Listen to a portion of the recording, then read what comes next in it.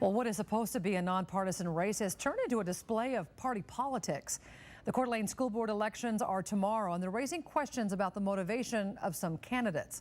KXLY4's Colleen explains. Two North Idaho groups, the Reagan Republicans and Balance North Idaho, are doing what they can, backing candidates trying to take control of those 3 empty seats. This is despite the fact that the school board is supposed to be nonpartisan, but you wouldn't know that looking at their signs. It's hard to ignore the signs. Brent Reagan, Republican. Krista Hazel, common sense conservative. Campaign signs touting partisan politics for a nonpartisan seat on the Coeur d'Alene school board. For some people, though, that is the only important thing, is what party you're affiliated with. So it's a matter of convenience, if you will, because people see that and they say, okay, I know a little bit what he's about on his political side. That doesn't mean that it's a partisan office. Both candidates say they can serve on the school board without politics getting in the way. However, both candidates are also backed by groups focused on party affiliation. Reagan by the Reagan Republicans, whose mission statement is actively building the new conservative majority. And Hazel is backed by Balance North Idaho, a group formed in response to Reagan Republicans.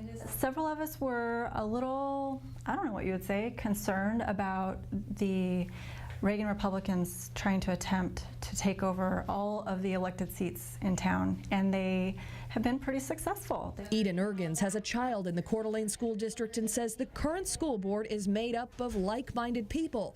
She says this has isolated Coeur d'Alene parents, not to mention teachers, who have differing opinions.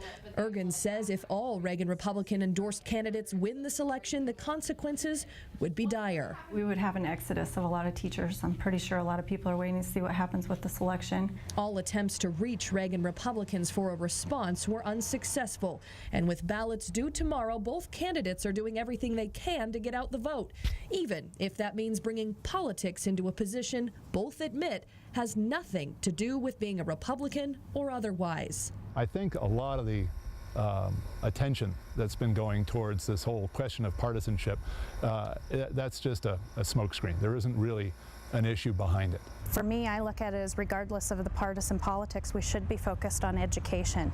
Colleen O'Brien, KXLY4.